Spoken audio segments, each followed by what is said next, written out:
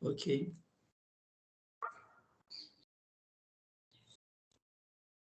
Isso. Boa tarde, então. Adonai, você tem a palavra. Ok, eu vou começar então a falar.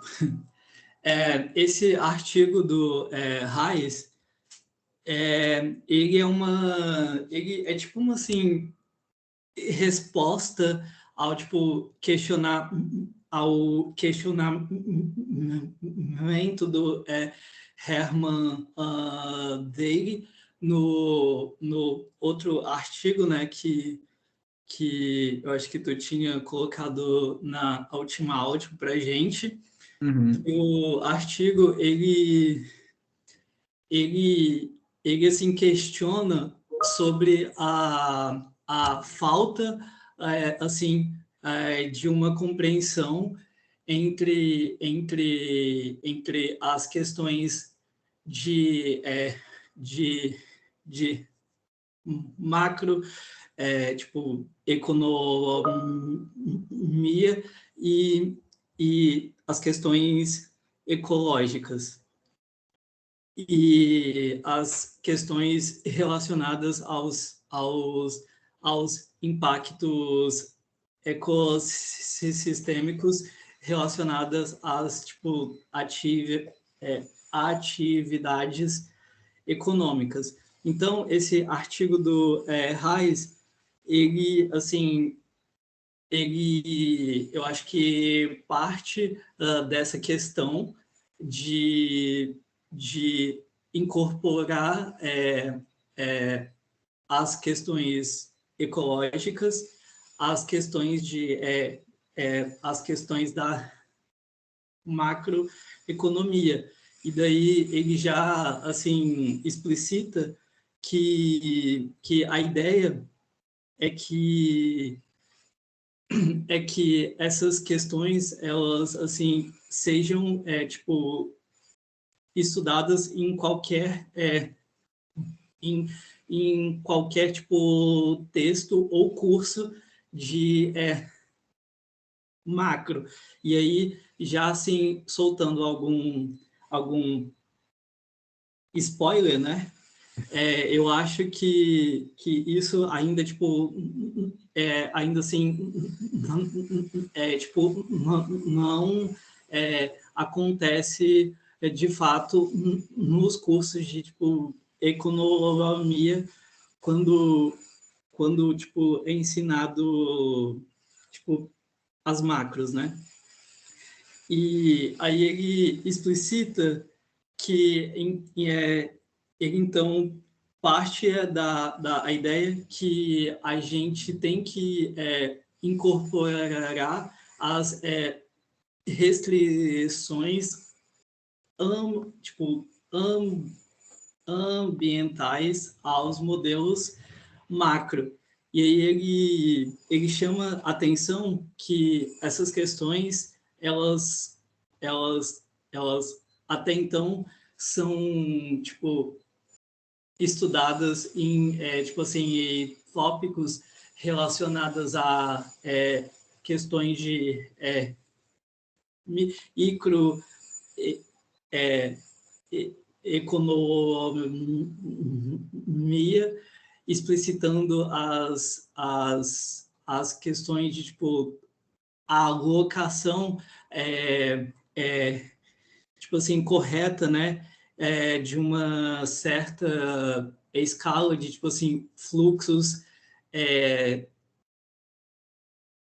econômicos e aí tipo e isso faz com que uma parte relacionada tipo à escala em si ela fique mais assim esquecida quando a gente tipo estuda essas questões entre a interseção ecológica e econômica. Então ele ressalta essa questão entre tipo algo relacionada à escala, que o Hermann Degge já tinha tipo, explicitado isso quando ele fala que ainda falta essa tipo, relação nos estudos econômicos. Eles enfatizam que o assim, ecossistema ele tipo, tem uma assim, capacidade de carga e que com isso a gente tem que ter algum tipo de restrição à escala econômica. E aí o Hayes escolhe ele escolhe essa questão de macroeconomia relacionada às questões do ISLM, porque são questões assim tipo tratadas em qualquer tipo texto e em qualquer curso de tipo macro. Então qualquer curso em qualquer tipo faculdade, quando a gente estuda macro, tipo assim, sempre tipo ensinado ISLM. E aí ele escolhe estender, né, esse modelo, incorporando uma curva de tipo equilíbrio ambiental com a intenção de que a gente considere as restrições ambientais quando a gente discute qualquer tipo implementação de ações econômicas, tipo macroeconômicas. O Hayes escolhe a versão do ISLM de longo prazo para ele fazer essa análise. E aí a ideia é que a gente tenha um equilíbrio entre as três curvas, né? A ISLM e a curva EE. Que ele chama essa curva de tipo de equilíbrio ambiental de curva EE. E aí ele explicita de assim forma quantitativa como que funciona essa parte. Acho que não vou ficar tipo discutindo aqui porque acho que não precisa. Deixa eu ver o que mais que eu anotei aqui para poder falar.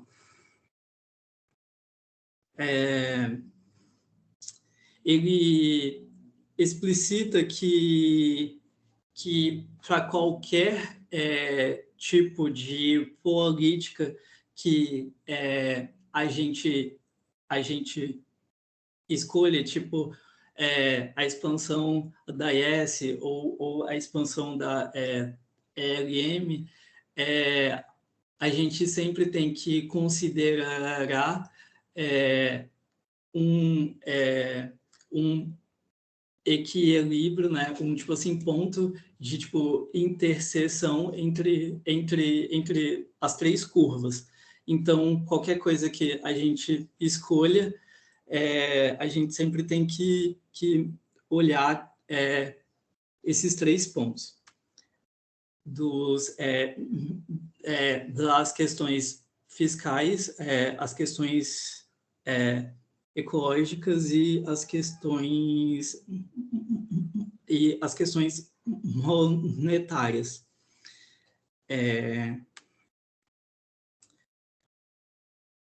Tipo, falando um pouco mais sobre a curva EE que ele coloca, ele explicita que essa curva de restrição, ela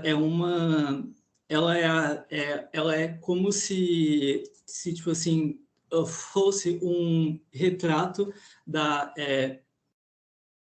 tipo, eficiência em tipo, termos de intensidade relacionada ao uso de recursos ecológicos, né? Então, a curva de restrição, ela é a razão entre a intensidade, tipo assim, tipo, total utilizada no tipo, o processo produtivo e o, tipo assim, total disponível nos produtos utilizados. E essa curva, ela sofre influência, assim, principalmente de, tipo, três questões. Uma é a tipo, taxa de juros real de longo prazo. Outra questões, aliás, outra tipo, questão são as questões institucionais, assim, especificamente de tipo regulação, e a outra questão de influência é a escolha de tipo técnicas usadas, ou seja, tipo assim, questões de aspecto tecnológico. Deixa eu ver o que mais. Assim, pensando aquelas questões que tipo, a gente sempre tenta responder aqui, eu acho que uma das principais limitações do artigo dele, uma é que esse tipo a introdução dessa curva de restrição ambiental, ela não, tipo assim, garante de fato ou tipo de forma automática como eu posso dizer, um tipo equilíbrio entre esses aspectos todos, né, tipo fiscal e ecológico, monetário também. E outra questão é que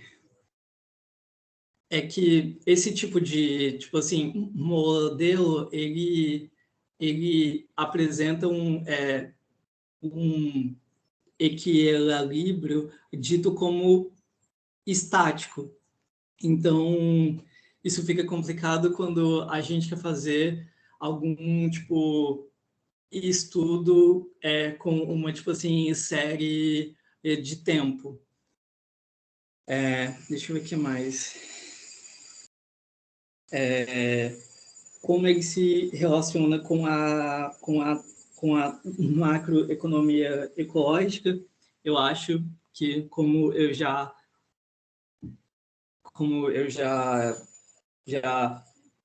explicitei, ele tenta incorporar as questões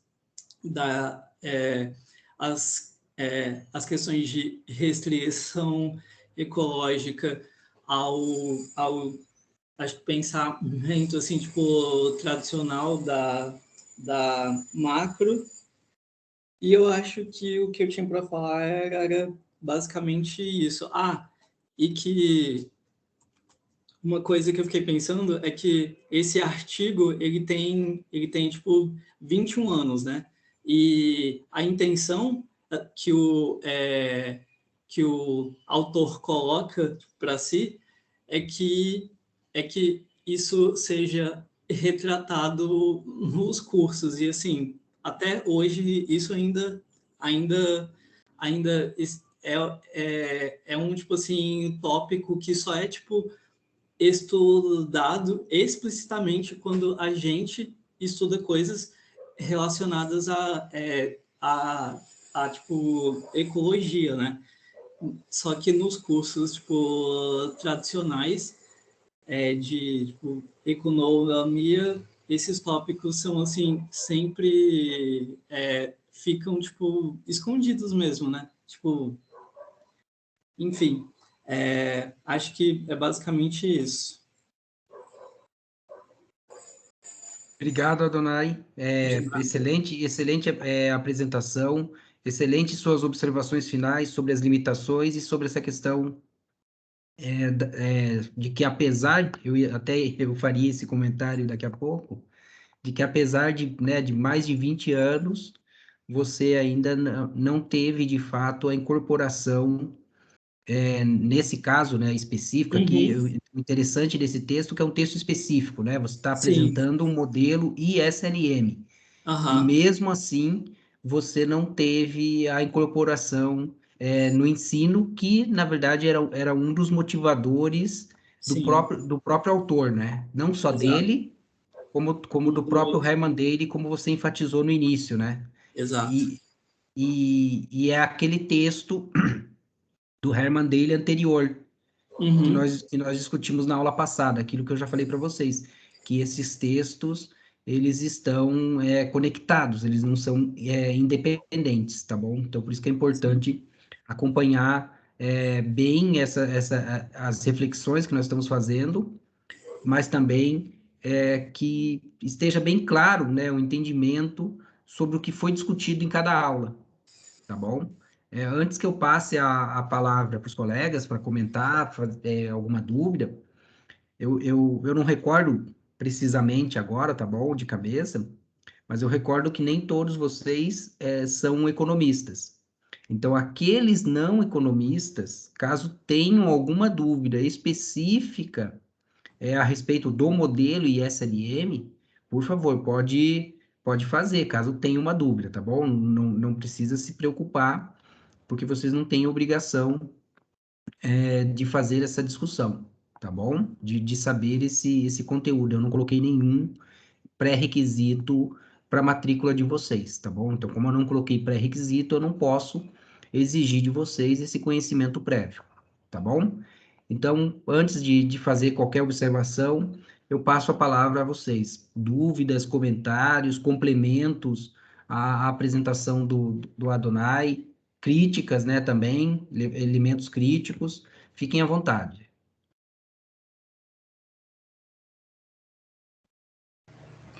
Boa tarde, me Pode ouvem? falar, Mona Lisa. A Letícia, Desculpa, piscou a fala a imagem aqui da Mona Lisa. Não, pode falar, desculpa. tudo bem, certo? Boa tarde a todos. Bom, o texto é muito interessante porque ele leva uma proposta de inclusão do debate ambiental no que a gente já tem convencionalmente nos manuais, né, de macroeconomia, que é o modelo ISLM. E ele chama a atenção, né, para isso. Por que, que nós não discutimos com a inclusão a partir de uma perspectiva do debate ambiental? E aí a gente vê que a partir desse ponto ele já coloca uma questão inovadora, né, porque ninguém tinha visto essa necessidade. E aí, a partir daí, ele faz até umas representações gráficas, aí a contribuição dele foi nesse sentido, né? Ele tentou trazer, né, agregar a questão ambiental a essa discussão. e aí foi uma contribuição muito importante do artigo. Ele só não conseguiu, talvez, assim, ir muito a fundo, né, talvez no modelo, matematizar isso, mas ele dá um início, né, do que seria um cenário para outras discussões, outros trabalhos, a fim de matematizar isso de uma forma mais precisa. Mas, de fato, é um texto muito interessante, ele já vem, assim, com essa questão visionária, né, assim, bem à frente, e aí ele coloca, né, por que a falha, né, do modelo ISLM, porque ele tem uma suposição de que a curva de oferta, ela né, tem essa questão, ele coloca no texto, né, que ela é perfeitamente elástica, e aí ele vai apontando essas falhas, né, na verdade ele traz aí os teóricos que apontam as falhas. De um modo geral, assim, acredito que as limitações dele foi nesse sentido, né? Ele poderia ter ido mais a fundo, mas ele dá o início aí do que seria essa discussão. E realmente é importante a gente ver que até hoje essa questão ainda não foi incorporada aos manuais, então tanto é que a gente só vê essa discussão aqui na pós-graduação. Então, quando você faz... eu, por exemplo, quando eu fiz a minha graduação em economia, nunca imaginei que tivesse essa questão ambiental aí, essa discussão, então eu só conheci a partir do momento que a gente se insere num programa de pós e a gente avança nas leituras. Então, a partir daí a gente percebe mesmo, né, que existe essa discussão e a importância mesmo da gente estar aí nesse cenário discutindo e contribuindo, né, para essa discussão. No mais, acho que era isso, né, apontando basicamente essa questão mesmo dessa incorporação da questão ambiental. Obrigado, Letícia. Excelente suas observações. A Mona Lisa levantou a mãozinha aqui. Mona Lisa, por favor. Dá para me ouvir? Sim, estamos te ouvindo. Tá. Eu fiz a leitura do texto, gostei muito. Só que antes de eu fazer a leitura, né, como o senhor falou, eu não sou da área da economia, eu não fazia ideia do que era esse modelo. Assisti algumas aulas no YouTube e acho que eu não fiquei com muita questão sobre ele. Lógico que as equações mesmo em si, não entrei nem nesse mérito, mas, assim, pelo que eu entendi, ele é um modelo de síntese keynesiana, né? Resumido graficamente, as teorias do Keynes. O que, assim, gostei muito da apresentação do Adonai, acho que ele pegou muito o texto mesmo, sintetizou muito, mas os pontos que me chamaram mais atenção no texto, que ele é essa tentativa bem objetiva de incluir a macroeconomia, a parte ecológica na macroeconomia que já existe. E, assim, ele é bem direto e mostra de que forma isso pode acontecer. Achei muito legal. Não sei porquê, como a Letícia falou, né, estudou economia e nunca viu. Não sei por que isso acontece até hoje. E o que eu achei legal é que ele coloca que ele concorda muito com a teoria keynesiana, né, de que o Estado deve intervir na economia para fazer ajustes e tal, mas deixa também bem explícito, pelo menos para mim, né, lembrando das coisas que o senhor fala nas aulas, ele deixa bem explícito que apesar do Keynes ser da economia heterodoxa, não sei direito como é que diz, da escola heterodoxa de economia, ele não incluiu essa variável ambiental. Ele é uma limitação, né, das teorias dele e ele tenta expandir isso. Ele faz uma crítica desse preenchimento, né, dessa lacuna do ensino de macroeconomia nos cursos de graduação. Diz que deve ter iniciativas para a efetivação de uma política mais preocupada com o meio ambiente. No final, o que eu achei bem legal na conclusão dele é que ele ataca duas frentes muito relevantes e objetivas, assim. Coloca toda a parte, contextualizando, colocando os modelos. E aí ele deixa bem, bem claro que ele pretendeu, né, com o trabalho dele, incorporar essa variável ecológica nos cursos da macroeconomia, mostrando de que forma isso pode ser feito, que não é impossível e que deve ser feito. E a segunda, que eu acho que assim não foi o foco do texto dele, mas também ele deu destaque lá no final, é que para manter essa curva de equilíbrio ou para movimentar essa curva do equilíbrio ambiental, são necessárias as políticas governamentais que manipulem essa curva ativamente. E ele ainda dá sugestões de que tipos de política podem fazer isso. E como a Donai deixou bem claro, há mais de 20 anos atrás. E ainda hoje a gente vê que essa transição, eu não sei se ela não ocorre, ela ocorre, né? Mas ela ocorre ainda a passos muito lentos. E pelas outras coisas, né, que eu li, que eu até assisti a palestra que o senhor deixou na última aula, que o senhor deu, o que a gente precisa hoje em dia para a questão econômica é de uma mudança total de paradigma. E se a gente vê que esse tipo de coisa já existia há 20 anos atrás e ainda hoje a gente não teve essa mudança, sinceramente, eu não sei mais o que espera, gente. Acho que foram esses os principais pontos que eu destaquei. Obrigado, Mona Lisa. Também excelentes observações. Depois eu vou fazer alguns comentários para contextualizar melhor para vocês também algumas das inquietações que vocês levantaram, tanto o Adonai, a Letícia, quanto você. Vocês levantaram algumas inquietações comuns, tá bom?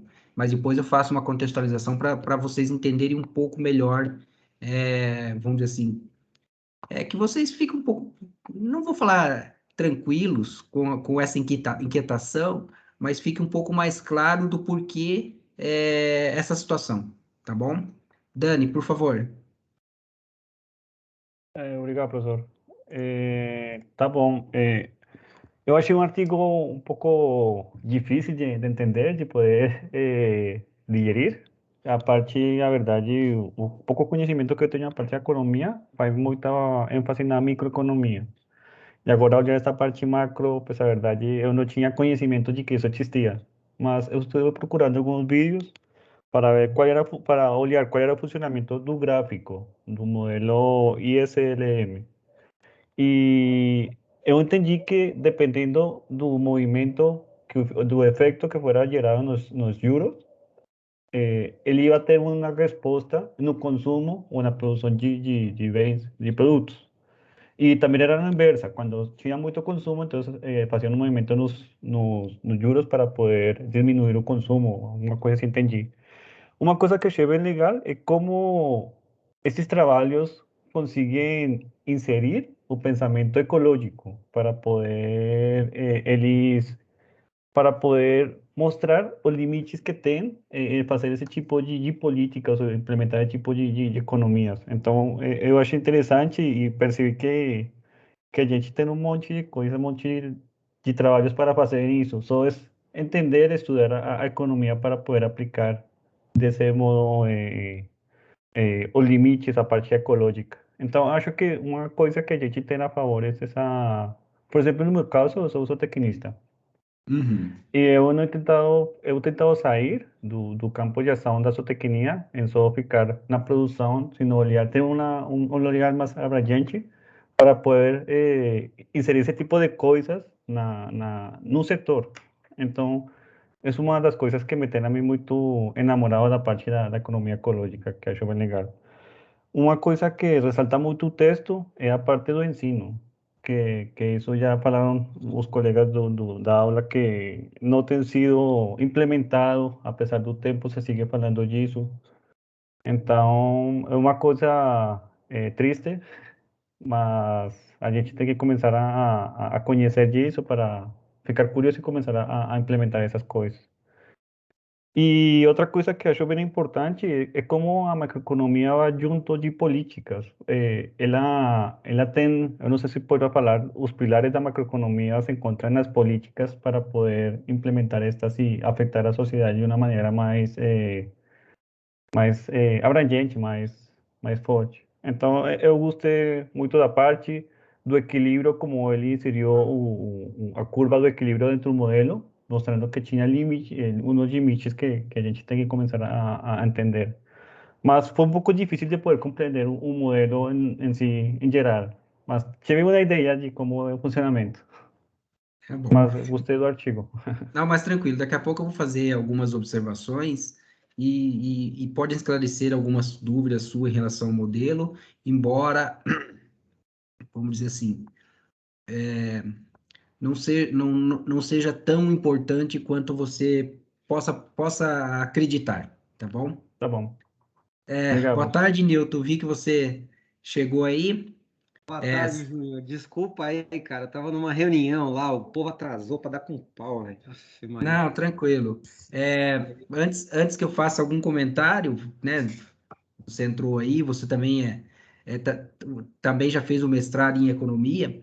Você quer fazer algum comentário, embora não tenha visto a apresentação né, a abertura da aula do Adonai e nem Depois os eu vou comentários do colega? assistir. Eu achei o texto muito legal. A gente está tratando de uma economia fechada. Eu acho que para começar, fez todo sentido, assim, para apresentar a problemática ambiental, fez todo sentido. As fórmulas é aquele modelo ISLM do Lucas lá, bonitinho, tal, super fechadinho, sem nenhum choque, sem nenhuma externalidade louca. Então, assim, para você dar como uma, vamos dizer assim, a parte de educação, para você pegar aquilo e colocar uma variável enquanto um problema para uma turma de graduação, eu não conhecia isso, tá? Eu achei maravilhoso. Eu achei que faz todo sentido. Tem problemas, é óbvio, Júnior, assim. O SLM original já tem muito problema? Assim, o SLM é cheio de buraco, cara. Tem mais rombo do que, nossa senhora, não responde nada. Mas pelo menos dá um indicativo de alguma coisa, né? Aí, o que acontece? Eu olhando isso, eu vejo da seguinte forma. Nós temos um início. Não tem um modelo multirrelacional. Eu não conheço ecológico, tá? Eu vi alguma coisa, porque eu busquei lá depois da gente conversar. Não encontrei nada muito consistente em relação a isso, tá? Mas, na minha opinião, a gente tem uma proposta interessante para começar a indagar sobre alguns pontos. É um modelo que está bem construído, ele atende ao ISLM e atende à curva, né? Então, assim, ele não desmontou o ISLM para fazer um puxadinho ali, não, ele realmente incorporou como elemento constituinte do próprio modelo. Eu achei muito bom isso daí. Agora, assim, Júnior, tem falhas, né, meu? Não tem muito o que fazer. Não, isso aí, na verdade, depois eu vou fazer comentários sobre isso, mas né, você sabe a questão da modelagem. Modelagem é modelagem, né? Sempre vai ter buraco. Sempre alguma coisinha ali mais estruturante. Eu gostei. Eu não conhecia esse modelo ISLM, eu achei muito legal. Eu acho que para introduzir o fato é muito bom. Agora, assim, é um texto para apresentar que, olha, a macroeconomia ecológica é isso. Para mim é um modelo meio introdutório. Eu não vi o que a Adonai colocou, depois eu vou assistir. Mas, assim, é isso, cara. Não tem muito o que conversar. Uma observação, isso vem desde da nossa disciplina anterior, né? Tome um pouco cuidado com isso, né? A macroeconomia ecológica é isso, da mesma forma que nós falávamos, economia ecológica...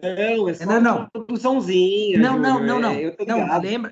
o que eu quero destacar, lembre que na aula passada, vamos dizer assim, nós, né, melhor não eu, nós já discutimos os elementos que te permitem o seguinte, isso é economia ecológica, entendeu?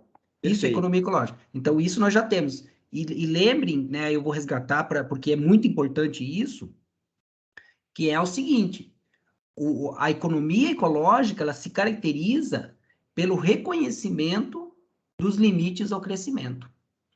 Entende? Então, no momento que você reconhece o pressuposto de limite ao crescimento, e lembre que não é só o crescimento, não é só o limite biofísico.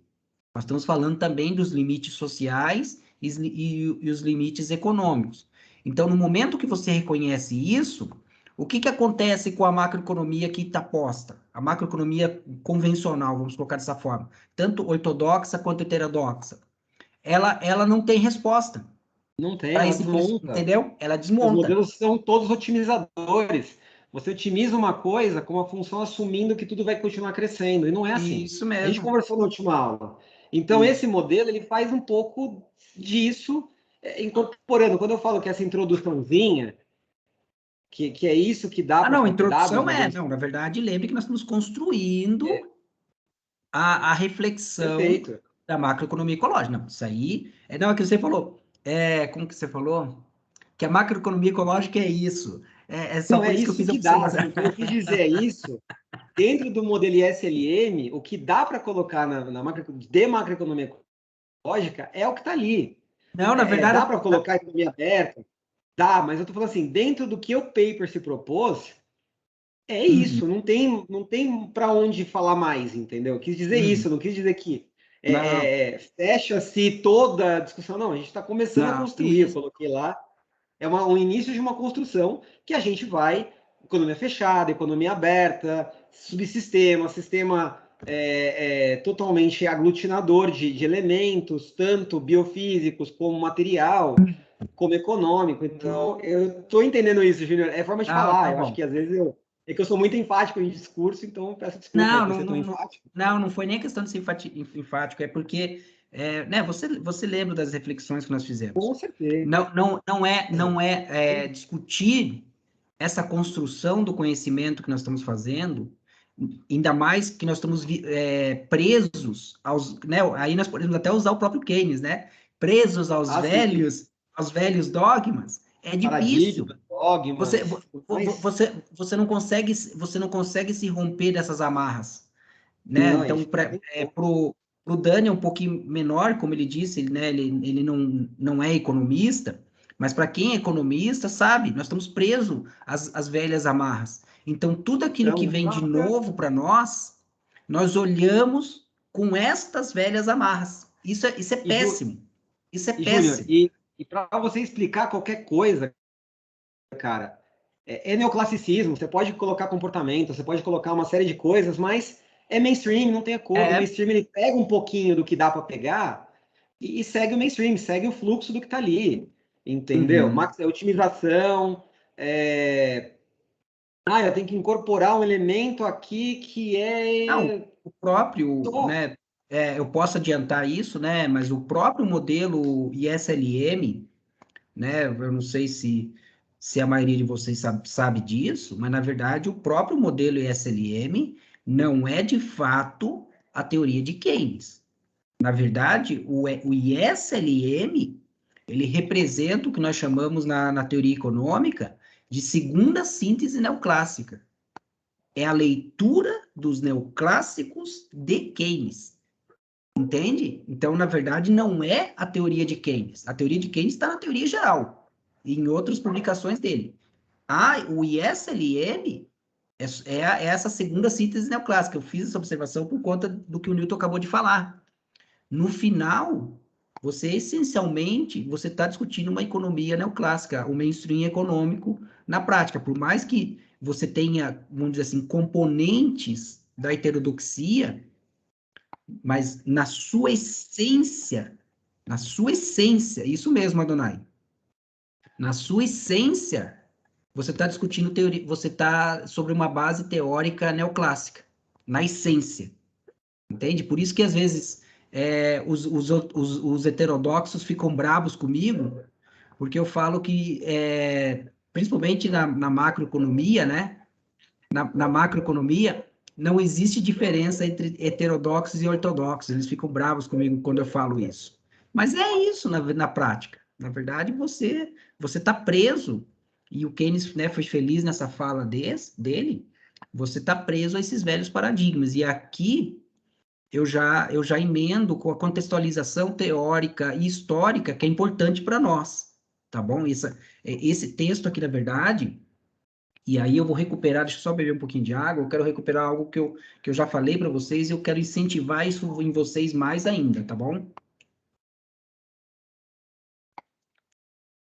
Eu sei que vocês, né, estão aprendendo, estão tendo os primeiros contatos, né, com a macroeconomia ecológica, mas o que eu quero resgatar com você vai além desta questão da própria macroeconomia ecológica, que quando você lê um texto, né, e você normalmente está lendo um texto que você tem interesse, né, seja para você fazer tua dissertação, sua tese de doutorado, seja para escrever um artigo científico futuramente, seja para preparar uma aula, você tem que colocar essa leitura dentro de uma perspectiva maior.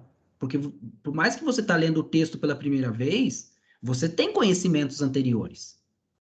Entende? Você não tá tendo contato com aquele conteúdo na primeira vez.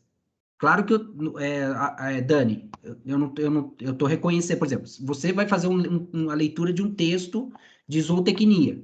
Você tem conhecimento anterior de zootecnia. Então, o que eu quero chamar a atenção é nesse sentido, que para você não ficar preso apenas o que o texto está escrito, mas também você colocar ele dentro da perspectiva e do conhecimento que você já tem, tá bom? Então, por exemplo, e aí eu vou contextualizar e para você vai ser bom isso, Dani. E para os outros vai ser um pouco recuperar, não sei se nesta perspectiva que eu vou falar, que vocês já perceberam que, né, o fato de eu ter essa abordagem da economia ecológica, isso acaba, e não só isso, também um pouco do meu perfil como pesquisador, como professor, eu acabo tendo uma visão um pouco distinta dos meus colegas nesse sentido. Então, o que acontece? Até a década de 30, na teoria econômica, nós não tínhamos macroeconomia efetiva. Existem componentes, alguns trabalhos que tratam de temas que hoje são temas da macroeconomia, mas isso disperso. Você não tinha até a década de 30 o que hoje nós conhecemos como macroeconomia. Então, isso é importante. Tá bom? Já de início. Isso é uma questão muito importante quando você faz a leitura desse texto. Por quê? O Adonai destacou muito bem. Você está falando de um modelo keynesiano, vocês também falaram isso. E aí já vem a questão inicial. Por que o modelo keynesiano? Porque a macroeconomia nasce efetivamente com Keynes. Ou seja, Keynes, o trabalho dele, ele teve o alcance de organizar uma nova área de pesquisa dentro da economia. E aí, obviamente, de pesquisa, de ensino, de política, de aplicação da economia, né, de economia aplicada, que são as políticas macroeconômicas.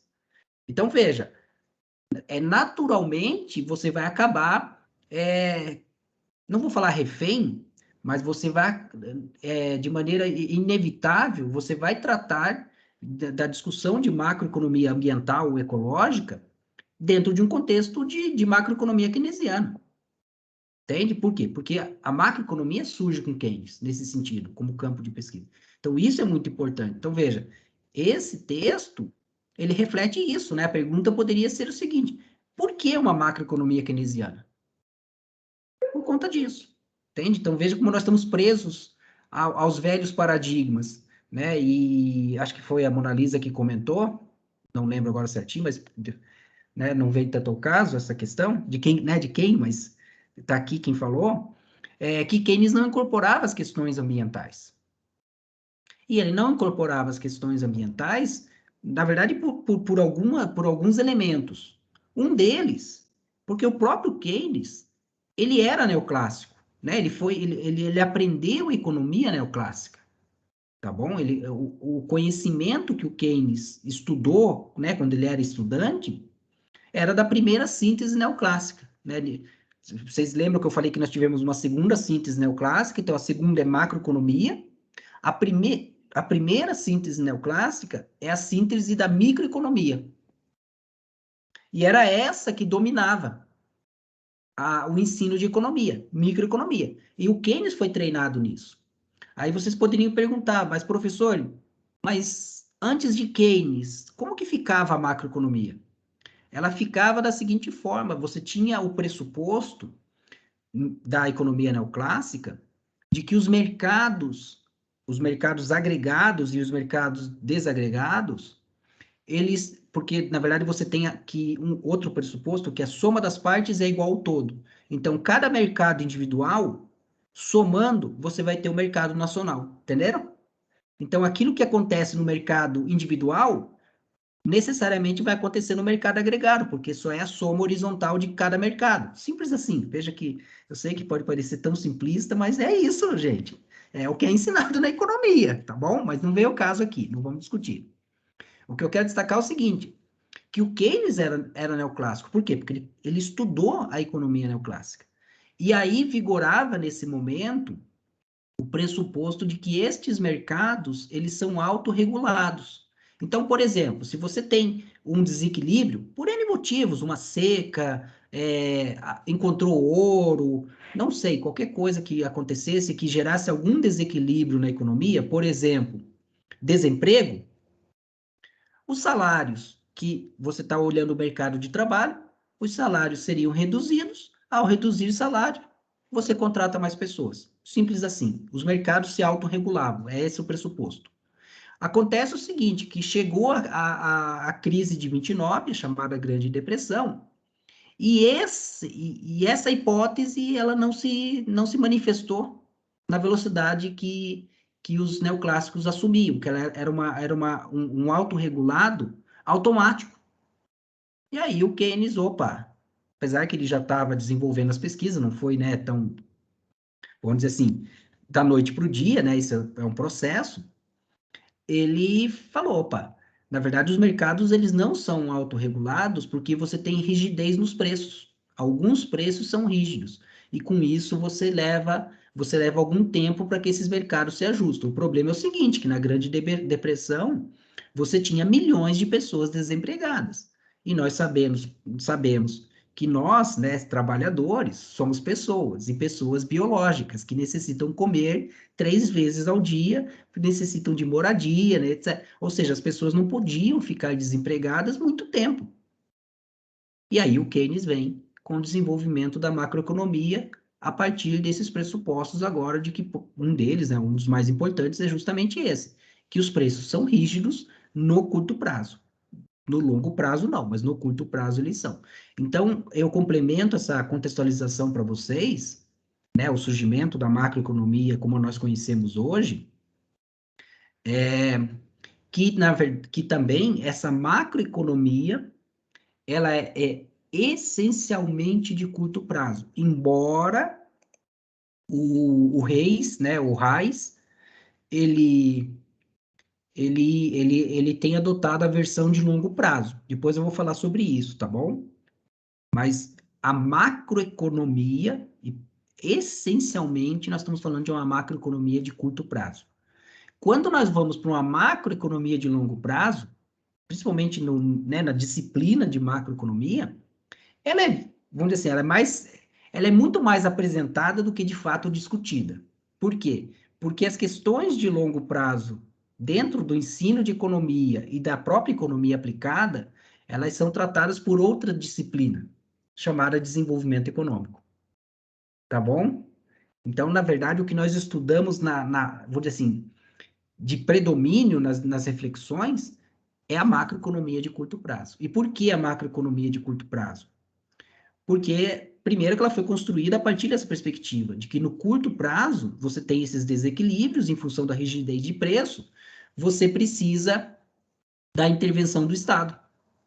Os mercados eles não vão se regular, ou seja, você precisa de políticas econômicas, tá bom? Essencialmente o Keynes tratou da política fiscal, mas ele também reconhecia a importância da política monetária, mas a política fiscal ela teria um efeito no sentido de gastos, né, mais imediatos do que outras políticas, por exemplo, como tributária, até mesmo a própria política monetária, tá bom? Porque na política de gastos, o governo tem condições de direcionar aonde ele vai fazer esse gasto, e com isso ele pode, o Keynes também tratava disso, ele pode gerar o que ele chamou de efeitos multiplicadores, tá bom?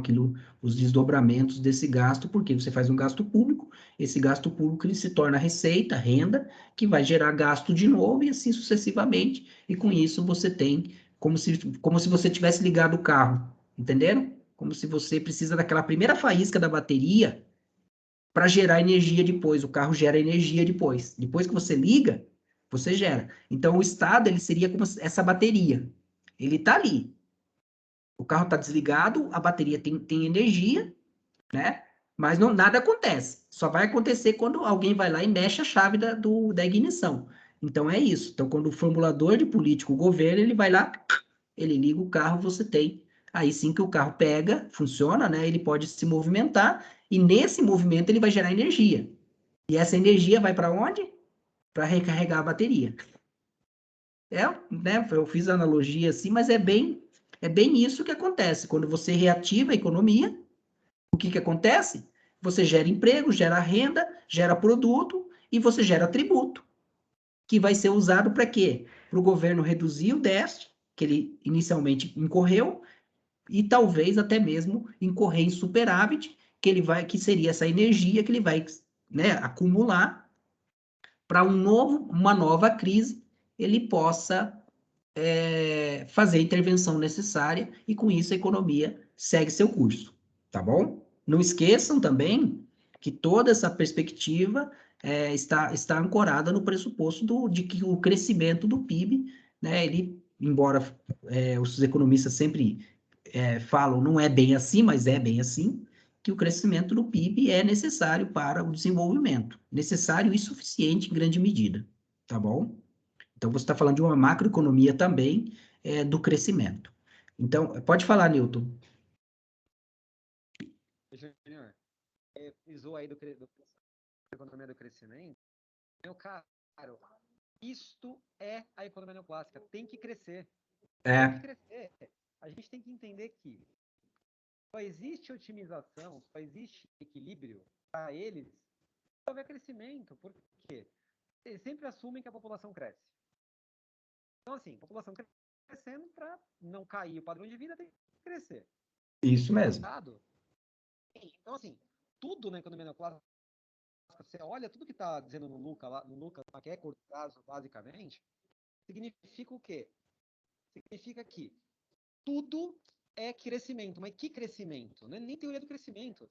É simplesmente um I na nossa expressão lá que vai crescer. Tipo, e inflação é bom porque vai crescer. Então, tudo é bom porque vai crescer. Então, tipo, é um negócio de maluco. É quando você olha um MMT, que é, não, produz dinheiro, lá, pega a impressora e taca-lhe pau imprimindo dinheiro. Não, vai dar certo, no curto prazo se ajusta. Quando o Keynes fala um negócio desse assim, você fala, meu amigo, ele fez uma análise tão boa de crédito, tão boa de elementos, só que você vê que toda análise dele é baseada no neoclassicismo. Então, assim, são elementos sobre aquelas curvas que já existiam. Aí, se eu fizer assim com a curva, se eu colocar a curva um pouco pro lado, se eu virar a curva, então você percebe que a cabeça dele está pensando sobre o arcabouço, dogma que era a economia neoclássica. Então, não tem nada diferente. Ele não falou que o agente é diferente. Ele não falou nada. Ele falou, Inclusive, Newton, só desculpa te interromper, inclusive quando ele vai analisar, né, lembra que ele identifica que a principal variável que vai, vamos dizer assim, gerar essa instabilidade, chama-se investimento, né? E quando ele vai fazer análise dos determinantes de investimento, ele praticamente faz uma análise microeconômica. Total microeconômica. É sempre as partes dão todo. Assim, é um reducionismo metodológico que assim, é assustador, assim. Ele não entende que existe o fenômeno da emergência. Se você tiver setores, você tem spillover, você tem lá o espalhamento, tudo aquilo que o Schumpeter falou de ciclo, cruzado, evolução, ele simplesmente... Embora o Schumpeter, não vamos entrar aqui, mas embora o Schumpeter também, né? Também tem seus problemas, vamos lá. Não, assim, na questão do crescimento, não, na questão do crescimento, né? Ele também tem seu problema, é outro. Outro doido que fala, meu, vamos lá e vai inovar, vai destruir. Não, tudo bem. E o que acontece quando destruir? Faz como? Assim, e com aquele cara lá que é super qualificado, faz o quê? Mas isso, professor, também tem no pessoal austríaco. Então, assim, é tudo pressuposto, ou seja, eles assumem tudo a priori e vamos. Tudo vai acontecer e tá tudo bem. Mesmo se você olhar institucionalista ou outras categorias, institucionalismo não andava nos Estados Unidos até a década de 30, vamos colocar assim. Né? Que foi quando surgiu o dia e tal. Os caras não estão nem aí, cara. Tem que crescer, a sociedade vai se desenvolver. Você olha naquela época que tem atrelado, você olha Veblen, você olha Commons, tanto um quanto o outro, eles têm a causalidade cumulativa. Ou seja, as coisas vão se acumulando e vão chegar em algum lugar. E tem uma evolução implícita ali, naquela coisa de, para evoluir, assim, as coisas vão evoluindo conforme elas vão mudando, vão crescendo e vão melhorando. Sabe, tem aquele desenvolvimento técnico, daquela virada do século XIX ali para o século XX, né? Então, isso deixou muito marcado na cabeça das pessoas que a indústria pode produzir mais. Só que produzir mais não é produzir nem melhor, nem efetivamente de forma mais eficaz para a sociedade. Então, a gente olha hoje só um espelhamento disso. Assim, é só expansão disso.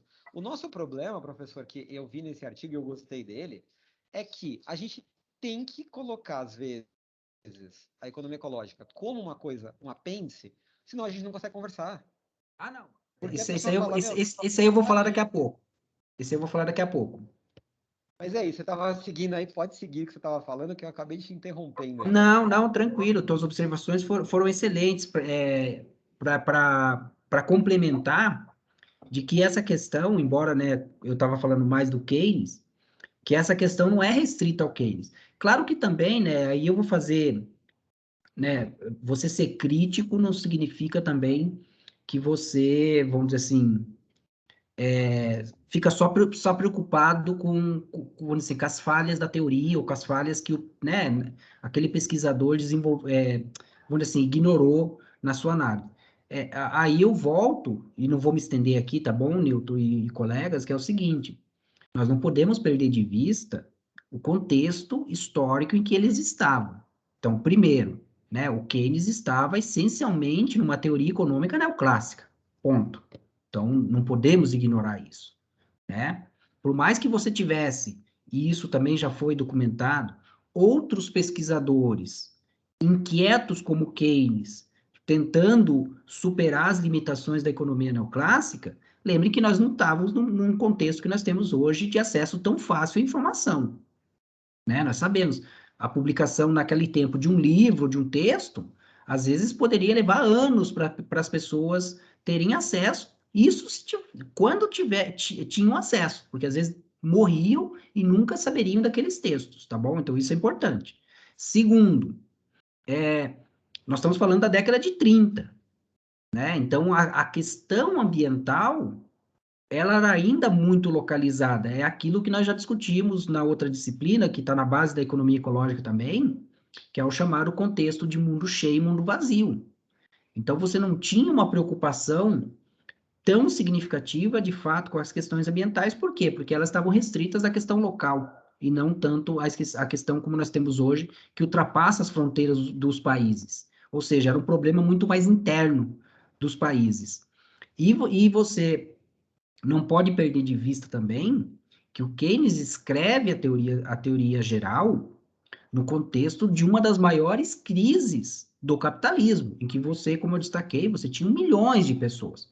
Ou seja, você tinha um problema urgente a ser resolvido e um problema que nós podemos colocar até mesmo no contexto de um problema humanitário, né? Uma das questões que foi muito documentada também da crise de 29 foi, por exemplo, o suicídio, justamente pelas causas econômicas. Pode falar, Newton. Júnior, eu só adicionar que a gente estava ali na década de 30, pós-crise de 29, e tem um detalhe.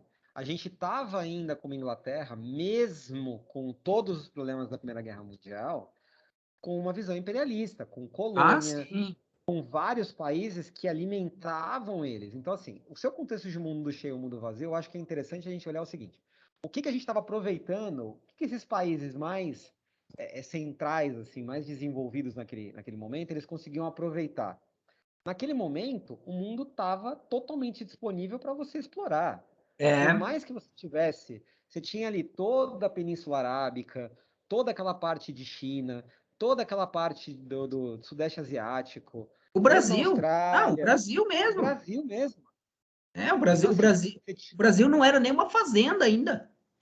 Exato. E mais uma coisa, a gente está vendo duas coisas. Primeiro, um pensamento que se desenvolveu com o grande capitalismo nos Estados Unidos, com empresas que iam se consolidando e iam se desenvolvendo contra um capitalismo na Inglaterra que era eminentemente do pequeno negócio.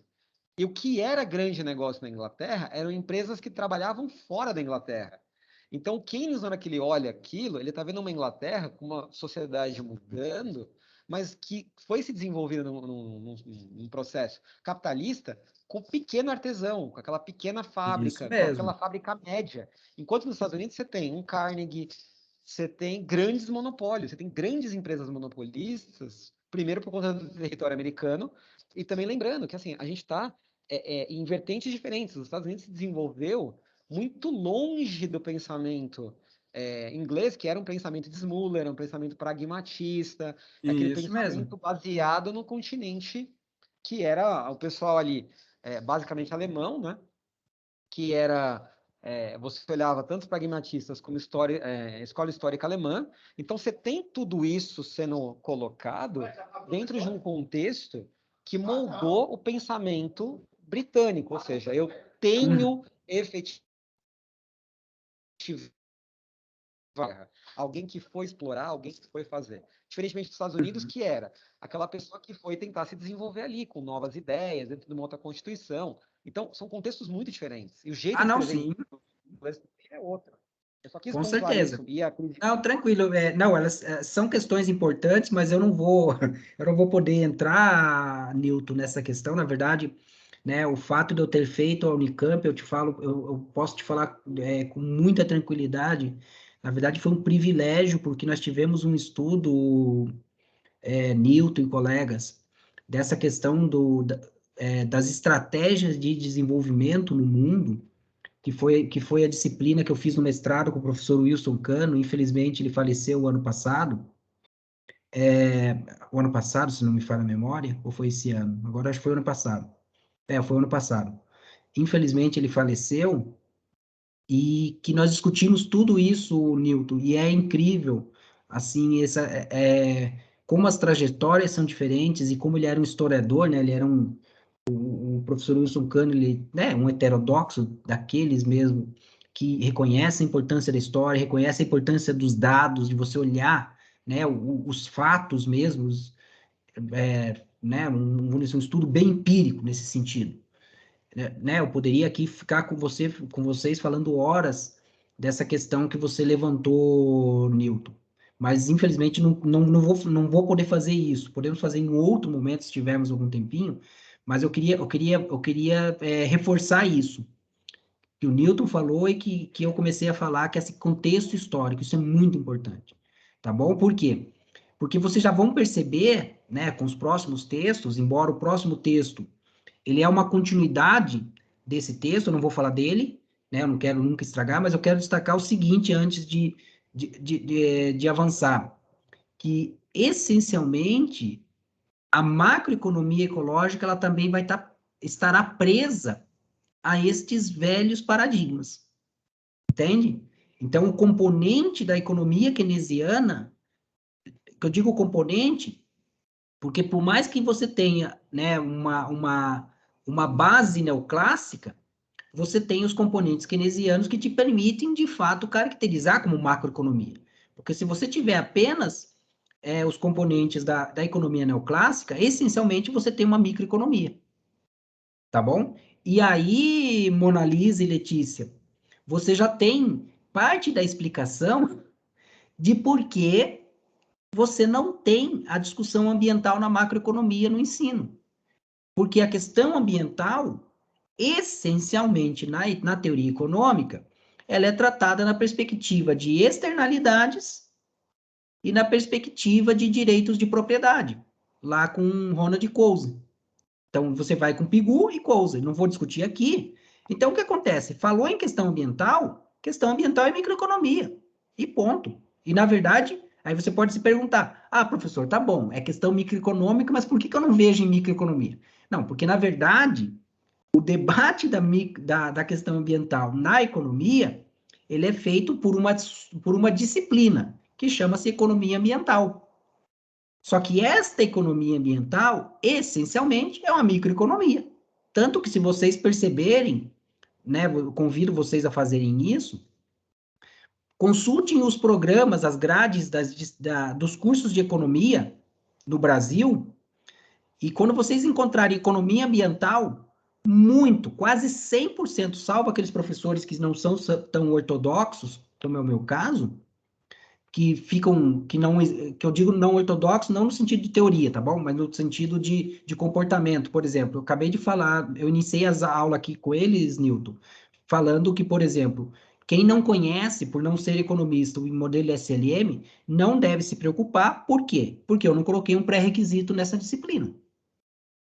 Tá bom? Então, é nesse sentido que eu não sou tão ortodoxo. Então, para mim, disciplinas optativas, elas não podem ter pré-requisito, porque elas são optativas.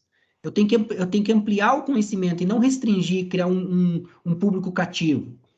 E aí que eu vou complementar com você. Então, aqueles professores que ofertam as disciplinas de economia do meio ambiente, que são mais ortodoxos, vocês vão encontrar lá o pré-requisito, microeconomia.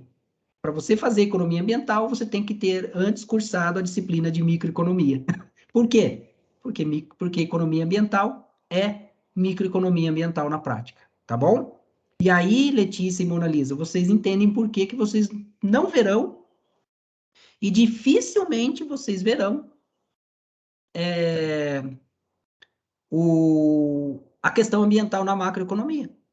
Porque é uma questão microeconômica, não é uma questão macro. Ela está fora.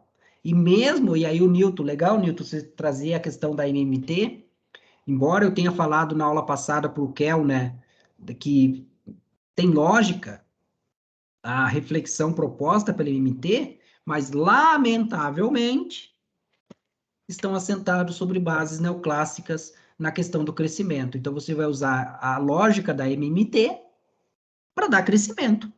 É só isso. Então, no final, é mais do mesmo, tá bom? E aí não vem ao caso também, não vou entrar, mas só para ilustrar para vocês. Além disso, eu queria destacar um aspecto com vocês, né? A Letícia mesmo comentou isso, mas o Adonai, a Mona Lisa chegou a mencionar um pouco, mas a Letícia enfatizou um pouco mais. Que eu lembro que foi a Letícia. Deixa eu ver só um pouquinho. Foi a Letícia. A Letícia falou que não conseguiu ir muito a fundo no modelo. E aqui eu quero fazer uma observação adicional. Deixa eu só beber um pouquinho de água, tá bom? Eu não sei se vocês perceberam, mas bem no início do artigo tem um terminho ali, comentário. É um comentário, não é um estudo científico no sentido do termo. Entende?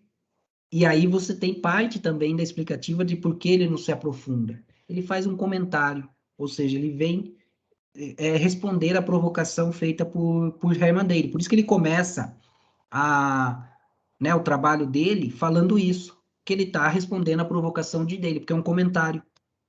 E aí, quando você tem um comentário, a característica é essa mesmo, é um texto. Isso aqui até eu vou falar para vocês que é um comentário relativamente longo.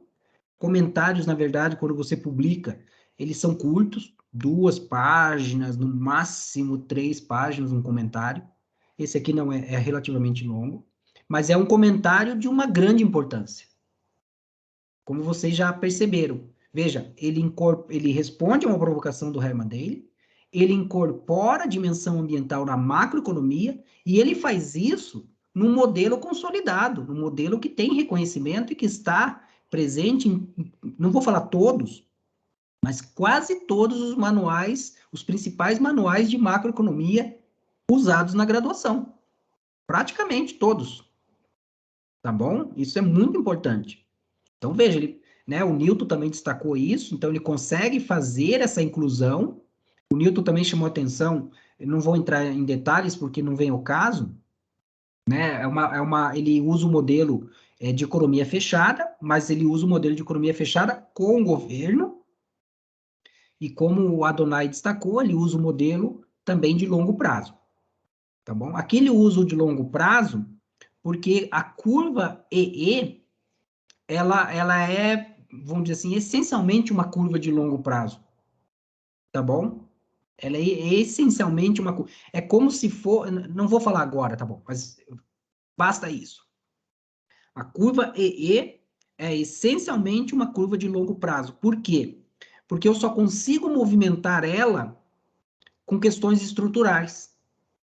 Por exemplo, se você tiver uma nova tecnologia que permite o uso mais eficiente dos recursos naturais, seja o uso em termos extrativos, quanto em termos de resíduos, aí você desloca a curva EE. Salvo isso, você não desloca ela, nem muda a inclinação dela no curto prazo. Então, você está falando essencialmente de uma curva de longo prazo, isso é muito importante, tá bom? Então, você não está olhando o curto prazo, e não só isso, você reconhece, como eu destaquei para vocês, veja, essa curva EE, ela representa o limite ao crescimento. Então, se você não conseguir movimentar ela, a economia não cresce. Entenderam? Isso é importante. E se a economia não cresce, o que eu faço agora? Eu preciso pensar todo um conjunto de teoria, de modelo, de recomendação de política para uma economia. Então, ele tem uma grande contribuição. Embora, né, e aí eu quero fazer um parênteses, Newton e colegas, embora o modelo em si tenha as suas limitações, mas a lógica do modelo, no sentido do efeito da taxa de juros sobre o produto e sobre outras variáveis, lembre que depois eu vou falar, nós temos um modelo de oferta e demanda agregada também, mas eu quero fazer depois uma fala sobre ele. Lembrem que, veja, por exemplo, a nossa política monetária no Brasil, ela é essencialmente conduzida pelo instrumento juros. Hoje mesmo, estava escutando no rádio, né, o Banco Central já declarou que vai aumentar em 1% a taxa de juros na tentativa de conter a inflação. E nós sabemos que esse aumento da taxa de juros tem reflexo no produto da economia e, obviamente, na taxa de emprego da economia, ou seja, taxa de desemprego também. Então, veja que, por mais que ele tenha, você tem elementos importantes nesse modelo que ainda hoje são utilizados, tanto no ensino, né, obviamente, quanto na questão de política mesmo, de economia aplicada. E aqui, daí, eu quero só fazer uma colocação para vocês, não vem o caso discutir mais em profundidade, mas é o seguinte, nós sabemos do modelo ISLM, mas nós também temos o chamado modelo de oferta e demanda agregada. E aí vem a pergunta, né? E no modelo de oferta e demanda agregada, seria possível incluir também uma curva ambiental? É uma questão que fica só aberta para vocês, tá bom? Só para reflexão, não vamos discutir ela aqui, porque nós não temos essencialmente uma reflexão a partir do modelo de oferta e demanda agregada, tá bom? A discussão que nós temos hoje, pelo menos a que eu conheço, ela está centrada no modelo ISLM, tá bom? Como nós já destacamos, a EE, ela vem aqui para tratar da questão da escala, porque, veja, no momento que você coloca a IE no modelo, né, o equilíbrio ambiental, você está também colocando uma escala para o tamanho da economia. Lembra do texto anterior que o Herman Daly questionava a escala ótima? Dado as condições que você tem naquele momento, o equilíbrio ambiental, com o equilíbrio do mercado monetário, com o equilíbrio do mercado de bens, você tem a escala ótima da economia. Aquilo que eu estou chamando a atenção de vocês, você tem que ler o texto e associar com os conteúdos que você já tem, com as informações que você já tem. Então, veja, esse modelo também te permite, claro que aqui nós estamos falando em termos teóricos, tá bom? Aplicar isso é mais complicado. Depois eu vou falar também sobre isso, que esse trabalho ele teve um desdobramento muito importante em termos de aplicação também. Embora pouco conhecido, naturalmente, né? Vocês já enfatizaram, pensa, um texto publicado há mais de 20 anos, que praticamente nunca é apresentado nos cursos de economia. Então, pedir para vocês saberem mais sobre isso é desleal, né? Nesse sentido. Então, isso que eu quero, essa é a minha contribuição para vocês, para mostrar né, a macroeconomia ecológica, mas mostrar também que esse conhecimento não é tão novo, que eu, embora participe do debate da macroeconomia ecológica, na verdade não estou criando nada novo. Nós estamos tratando de algo que já está sendo discutido há muito tempo na economia ecológica, ou fora da economia convencional, posso te colocar dessa forma, tá bom? Então, veja, ele te permite isso, você identificar em termos teóricos a escala ótima.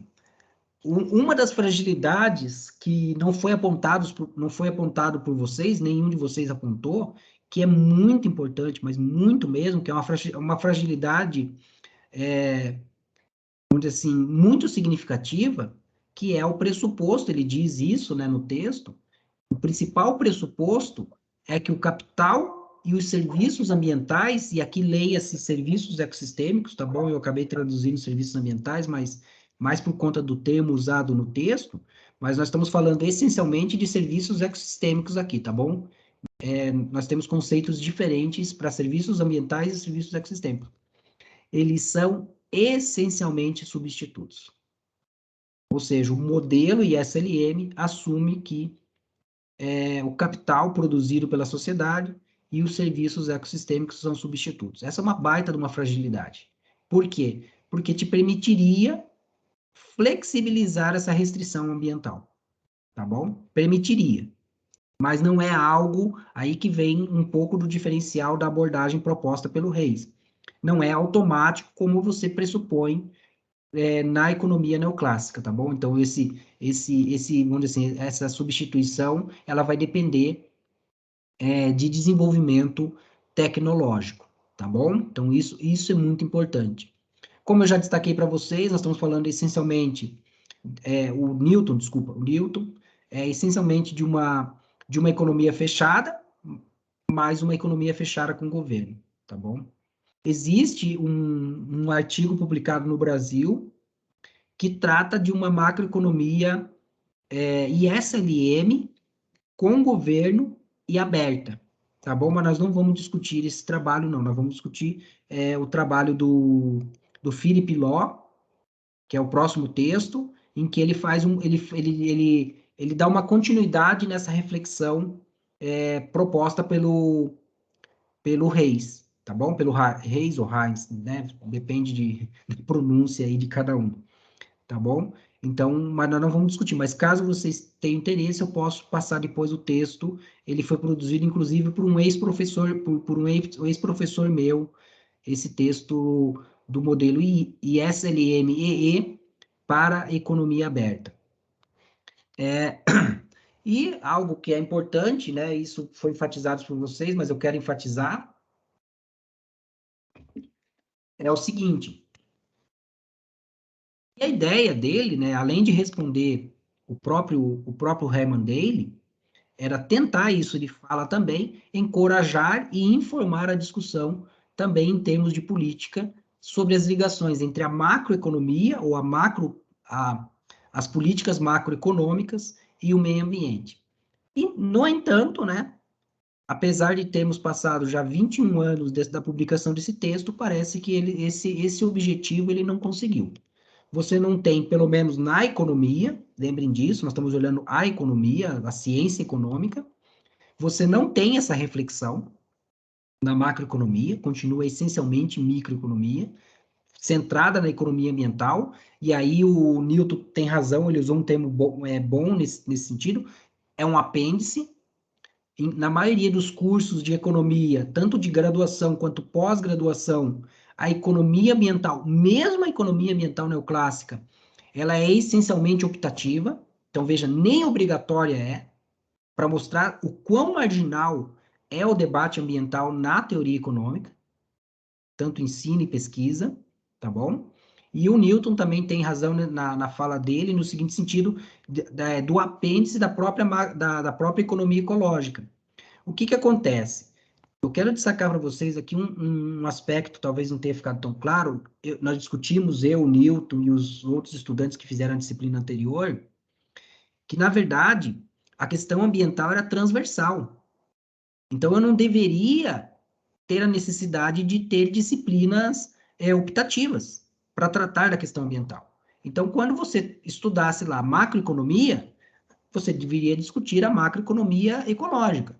Quando você estudasse microeconomia, você deveria discutir a questão ambiental na microeconomia, em desenvolvimento econômico, economia internacional, e assim foi, e assim seria. Ou seja, em todas as disciplinas de economia que vão contribuir para a sua formação como economista, seja na graduação, seja na pós, você deveria ter isso. O que sobraria para as disciplinas optativas? Para você se especializar numa determinada área, entende? Mas, e aí você não precisa se especializar em economia ambiental. Por quê? Porque, na verdade, você precisa saber de economia ambiental para ser um bom economista. Como que você vai discutir economia sem a dimensão ambiental? Tá bom? Então, essa é uma observação. Então, nesse sentido, o Newton tem razão. Nós precisamos das disciplinas optativas, e eu vou falar para você que é até mais importante a disciplina optativa na pós-graduação, porque nós sabemos que vocês, em grande medida, vocês serão os futuros professores dos cursos de economia ou de cursos de graduação. Então, vocês tendo esse contato, a chance de vocês incorporarem essa perspectiva nas respectivas disciplinas que vocês venham a lecionar é maior do que caso vocês não tivessem tido esse contato. É o ideal? Não, mas é o que nós temos, e por isso o Newton foi feliz no termo usado lá de apêndice. Concordo com você, Newton. Temos que trabalhar com esse apêndice. Já caminhando para não vou falar final, né, mas para uma questão que eu falei para vocês, que você tem um grande desdobramento dessa reflexão proposta pelo Reis, que você tem, veja o seguinte, você tem um modelo teórico, né, o modelo ISLM. Você já sabe como você avalia a taxa de juros, você já sabe como você avalia o produto, ou seja, a curva LM e a curva IS, mas fica aberto agora, tá bom. E aí, né, a curva de equilíbrio ambiental? Qual seria a variável que poderia representar o equilíbrio ambiental? A partir dessa reflexão proposta, foi desenvolvido um indicador, que acredito que a maioria de vocês conheça, que chama-se a pegada ecológica. Então, uma variável que foi proposta para ocupar a posição aberta pela curva EE, né, porque a curva EE, em termos teóricos, ela abriu a possibilidade de você ter, de você precisar desenvolver um indicador aplicado, né? Então, por exemplo, o produto, eu tenho o PIB, que é do nosso modelo ali do ISLM. Então, no eixo horizontal lá do texto, né, do gráfico 1, você tem o Y. O Y é o produto. Produto nós sabemos que é o PIB. Então, você tem a variável real, né, o PIB existe, no sentido de informação. E no eixo vertical, você tem a taxa de juros. Do mesmo modo, a taxa de juros também existe. Mas, e o EE? Aí você teria a pegada ecológica. Então, veja uma grande contribuição, porque nós conhecemos, né, não sei se todos conhecem, mas é um indicador que, aí eu vou antecipar o Newton, né, Newton? É um indicador que tem seus problemas, como qualquer outro indicador, mas veja, é um indicador que surgiu a partir desta reflexão teórica, tá bom? Então, esse é um desdobramento bem interessante. A partir da curva EE, você teve uma busca também por indicadores que pudessem ser utilizados, porque a pegada ecológica, ela faz um indicador agregado, né? Então, por exemplo, você tem a pegada ecológica dos países, e a partir da pegada ecológica, você poderia colocar a tua curva EE. E essa pegada ecológica, ela se movimenta, né? Você consegue alterar ela, por exemplo, com investimento em pesquisa e tecnologia, e aí você consegue, vamos dizer assim, relaxar um pouco, ou deslocar a curva EE a partir desses investimentos. E de tudo que acontece, eu destaquei o investimento, porque é uma variável que nós conseguimos manejá-la, tá bom? Nós conseguimos administrar essa variável. Isso é muito importante. Pode interromper, Mona Lisa. Eu vi a tua pergunta aqui, você pode interromper. O fato de que eu esteja falando não significa que vocês devem ficar ouvindo. Eu estou falando até que alguém me interrompa. Por favor, pode interromper a qualquer momento. Quer fazer a pergunta para os colegas ouvirem para ficar melhor? Tá, pode ser. Eu fico assim pensando, né? Mesmo com tudo isso, com essas questões que a gente conversa e a gente vê que já tem bastante tempo, né? Da macroeconomia ecológica. Eu queria saber assim, né? Como o senhor tá no meio disso, como o senhor sempre fala, tá na discussão da macroeconomia ecológica, se o senhor acha que ela tem tido mais visibilidade assim de uma forma geral, tanto no meio acadêmico. Assim, qual é a discussão sobre isso? Ainda existe? É porque eu não fiz uma pesquisa assim para saber em relação à publicação e também em relação à política, se isso tem sido discutido, de que forma, ou se Não, são coisas muito isoladas, muito projetinhos pequenos. Não, excelente a sua pergunta nesse momento. Eu recupero um pouco do que eu tinha falado no início com a fala do Newton. Na disciplina, ainda nós estamos construindo, né, o conhecimento da macroeconomia ecológica, tá bom? Mas, a respeito da sua pergunta específica, a crise de 2007 e 2008, ela contribuiu muito para o avanço das pesquisas em macroeconomia ecológica, inclusive para a questão de política. Claro que não o quanto gostaríamos, nada disso, mas ela contribuiu tanto, Mona Lisa, com o seguinte: na verdade, esse termo, macroeconomia ecológica, ele começa a ganhar corpo a partir da crise de 2007, 2008. Antes, você tinha dessa forma aí, muito mais chamada macroeconomia ambiental e muito mais dispersa ainda. Vamos dizer, uma quantidade bem menor de trabalhos, mas a partir de 2008 que você tem essa crise, porque veja, a crise de 2007, 2008, fazendo um paralelo com a crise da Grande Depressão de 39, ela abriu um buraco na teoria econômica. Entende? Por que ela abriu um buraco? Porque você tem uma crise para a qual a teoria econômica não tinha, primeiro, não preveu, segundo, não tinha uma resposta para a crise. Entende? Uma solução posta para a crise. Tanto que parte dos efeitos que nós vivemos hoje, claro que a pandemia, ela vem, né, mudar todo o cenário, mas nós sabemos que parte dos problemas econômicos que vários países, inclusive o Brasil, estavam vivendo, ainda eram reflexos daquela crise, mostrando que você tinha um buraco. E ali é interessante, é importante essa tua pergunta mesmo, que eu vou colocar a seguinte questão. Você teve em vários países a adoção dos tradicionais remédios propostos tanto pela a macroeconomia ortodoxa, quanto pela macroeconomia heterodoxa, que os resultados não foram os esperados. O que abriu mais espaço ainda para essa reflexão proposta pela macroeconomia ecológica, porque lembrem que você não pode reduzir a macroeconomia ecológica apenas à questão ambiental. Por isso que eu comecei a aula com aqueles dois textos, para mostrar para vocês que o fato de você ter o adjetivo ali, ecológica, não significa só a dimensão ambiental. Na verdade, você está vendo uma perspectiva muito mais holística, que não é tratada pela macroeconomia convencional, tá bom? E aí você ganha mais visibilidade. Vocês vão ver isso no nosso, né, no nosso curso, por conta que tem alguns trabalhos que eu vou mostrar para vocês. Tem um dos trabalhos que nós temos um panorama de pesquisa, de agenda de pesquisa de macroeconomia ecológica. Então, você já começa a ter isso, por exemplo. Várias trajetórias, nós não vamos conseguir ver todas, já te adianto. Veja o lado positivo, já temos várias trajetórias de pesquisas, tanto que nós não conseguimos ver todas. Então, nós veremos algumas, aquelas que eu entendo que são importantes para vocês terem contato, tá bom? Como, né, uma primeira aproximação da macroeconomia ecológica, e você tem um aumento das publicações. E um aumento, e sabe o que é interessante também, Mona Lisa e colegas?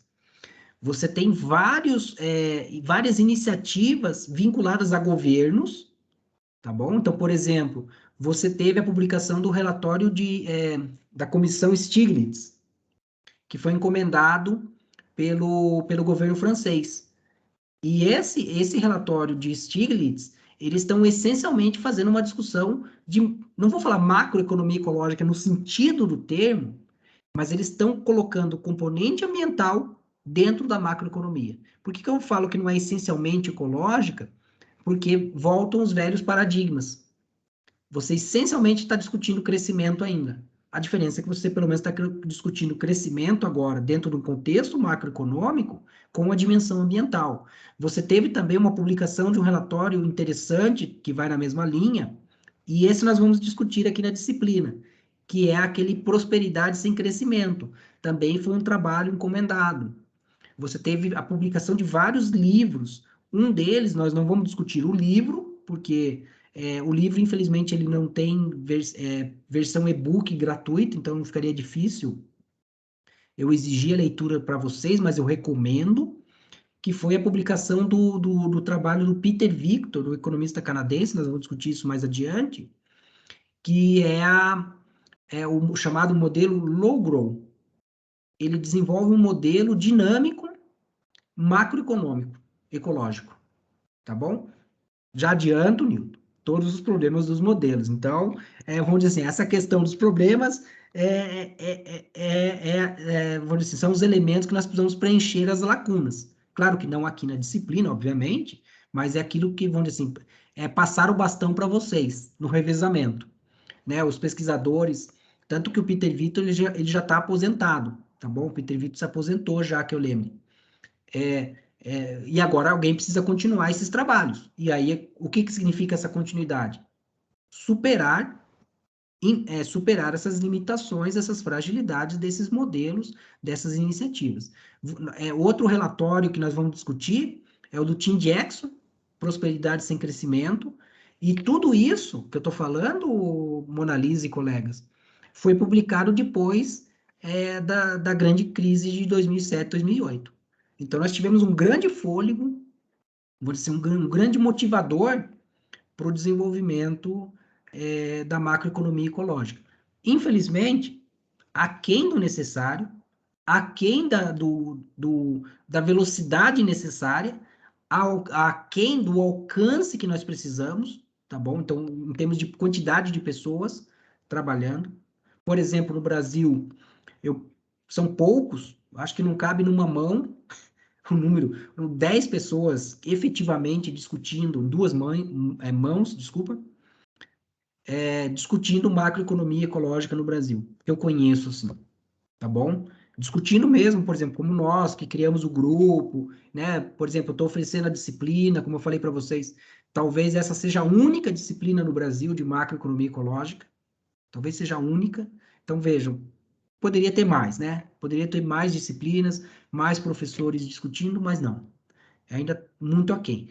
Mas vocês veem, assim, o quão desafiador essa discussão para vocês, futuros pesquisadores, futuros professores, professoras, pesquisadoras, porque você tem várias lacunas, vários desafios, tanto teóricos, metodológicos e, obviamente, aplicados. Tá bom? E aplicados. Professor, pode falar. o senhor falou nos relatórios agora, o Banco Central, eu ainda não li, né?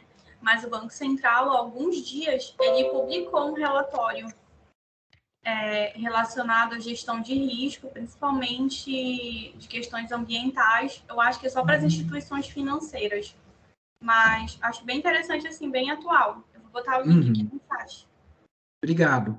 Você está tendo essas publicações, vamos dizer assim, você teve uma emergência, né, um impulso para esse tipo de publicações, mas aí não necessariamente no sentido da macroeconomia ecológica, está sendo muito mais pela questão da própria emergência climática, tá bom?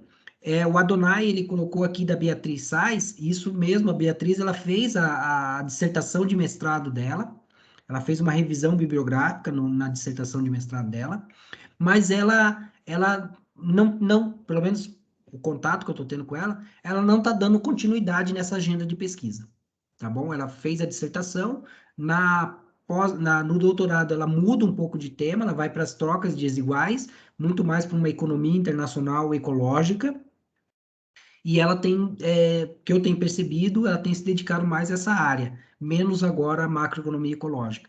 Você também tem essas questões, né, das pessoas saírem dessa questão.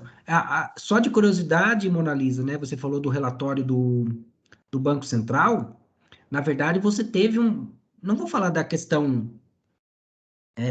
de macroeconomia ecológica no sentido do termo, temos que tomar um pouco de cuidado, né? O fato, por exemplo, do Banco Central publicar o relatório de riscos e oportunidades ambientais e climáticas, não necessariamente significa que nós estamos falando de uma macroeconomia ecológica.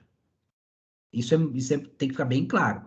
É importante que o Banco Central trate disso? Claro que é. Por quê? Porque ele mostra, e depois eu vou citar um exemplo para vocês, ele mostra a importância que a questão ambiental está tomando e que não é mais uma questão micro, essencialmente, e tampouco uma questão de ambientalista. Porque coloca a seguinte pergunta, de uma perspectiva convencional, tá bom? Convencional. Por que o Banco Central tem que discutir a questão ambiental? Entende? Sim. Ele não deve se preocupar com a política monetária? Esse é o papel. Eu acho que, lógico, né, as empresas estão preocupadas com o lucro, com se manter no mercado, se manter viva. Mas, realmente, como o senhor falou, por que ele está falando disso? Por que essas empresas estão tão preocupadas com o clima? Porque a sobrevivência delas e de todo mundo depende disso. Isso mesmo. Então, essa é uma questão importante que eu destaco para vocês. Veja, se você está tendo agora, dentro de instituições que tradicionalmente não discutiam a questão ambiental, começaram a discutir a questão ambiental, opa, quer dizer que algo está mudando. E se algo está mudando, vocês que estão estudando, vocês precisam acompanhar. Então, veja, por exemplo, nós sabemos que o Banco Central ele faz concursos públicos. Né? Você tem analista do Banco Central, então veja, você tem que se preparar para um concurso que pode exigir conhecimentos em áreas de economia e meio ambiente. Caso contrário, você não vai ocupar essa vaga.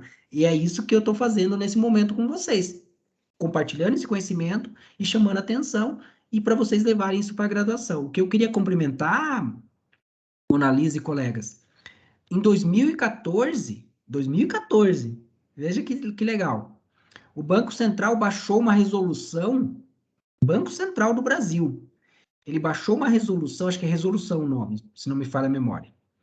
Uma estudante minha até fez uma monografia sobre essa resolução, exigindo de todas as instituições financeiras requisitos ambientais para atuar no Brasil. Ou seja, as instituições financeiras que querem atuar no Brasil, além de atender todos aqueles requisitos tradicionais, a partir da resolução de 2014, eles precisam atender também requisitos ambientais, caso contrário, não tem mais autorização de atuar no Brasil. Olha que coisa assim, é aplicação de política. E veja, do ponto de vista convencional, o Banco Central não devia fazer isso. Quem devia fazer isso era, vou dizer, era o Ministério do Meio Ambiente, e não o Banco Central. Mas é aquela questão. A discussão ambiental é transversal, ela afeta também o sistema financeiro nacional, afeta a política monetária, afeta as atividades que o Banco Central tem sobre sua competência. Claro que, como eu te disse, não é o ideal, mas sinaliza essa mudança, essa necessidade de mudança. Porque se você analisar tanto a resolução quanto esse documento, embora eu não tenha lido ele, mas só pelo título, já te adianto, é uma análise essencialmente microeconômica. Essencialmente microeconômica. Você está, entende? Você está incorporando a discussão da economia ambiental, que é microeconômica. Por quê? Porque você está falando de uma análise de risco, você está falando da oferta de crédito, da tomada de crédito, como que você trata agora das questões de risco ou das questões ambientais na dinâmica do mercado financeiro e monetário brasileiro. É essencialmente isso. Não é essencialmente uma macroeconomia. A macroeconomia, né, nós já discutimos isso, você está falando da economia nacional, mas também, no caso da macroeconomia ecológica, da economia global. Por quê? Porque a sustentabilidade é global. Então, não perca, ó, além de, né, agora lembrei agora, além de você considerar o elemento da restrição ambiental, né, melhor, dos limites ao crescimento, para caracterizar a macroeconomia ecológica, você também tem que reconhecer isso, de que essencialmente você tem que fazer uma discussão de macroeconomia global também. Por quê? Porque você precisa articular essas políticas macroeconômicas entre os países. Então, não adianta nada o Brasil adotar uma política reconhecendo os limites planetários, ou os limites ao crescimento, se os outros países não fizerem. Então, é melhor, né, aí podemos até brincar com um jogo, né, a teoria dos jogos, né, Newton? Para ver qual que é a estratégia dominante para cada país adotar seu conjunto de políticas macroeconômicas. Do ponto de vista, né, dada a característica do problema que nós estamos analisando, o resultado é que todo mundo vai morrer, porque todo mundo vai adotar a política de crescimento. Todo mundo vai adotar a política de crescimento. Por quê? Porque nenhum país vai adotar. Então, se eu adotar, do ponto de vista, eu não vou ter a sustentabilidade, e além disso, vou ter que incorrer em todos os problemas que você tem resultante dos limites ao crescimento num sistema econômico e social convencional. Pode falar, Dani.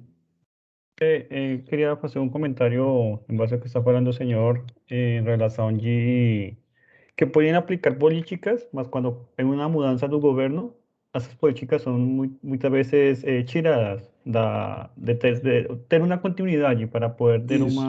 um resultado positivo no final. E agora, falando da parte da questão ambiental e social, você não pode, o governo não pode esperar um resultado de 4 anos a 7 anos, precisa de um período longo para poder ter resultados. Entonces, Isso acho que esa mesmo. es una de las grandes problemáticas, un desafíos que tiene la economía ecológica como tal.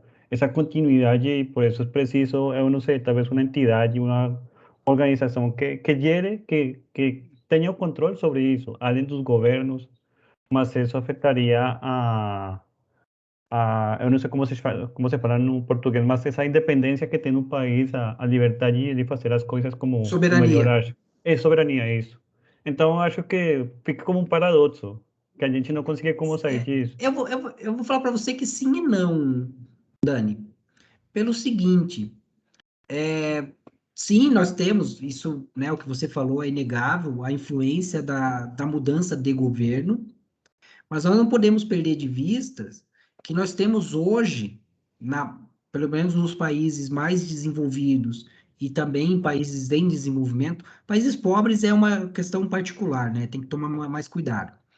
Você já tem uma construção institucional muito mais complexa e, vamos dizer assim, consolidada. Veja, por exemplo, vamos ao caso brasileiro, né? Você tem, por exemplo, a política macroeconômica, ela está definida em lei. Então, por exemplo, veja, o nosso presidente que entrou ali, ele não tem poder suficiente para mudar essa política. Claro que você pode ter desvios, etc., mas mudar a política em si, não. Tá bom? Então, você tem já mecanismos que podem reduzir isso que você acabou de falar, que é a sazonalidade do ciclo eleitoral político. Então, mudou o político, mudou tudo. Não. A mesma coisa é a própria questão ambiental. Pode ver o caso Brasil novamente. Por mais que você tenha essa questão do desmatamento, vamos dizer assim, da aplicação em si da política, mas, essencialmente, as regras ambientais, elas não mudaram tão radicalmente.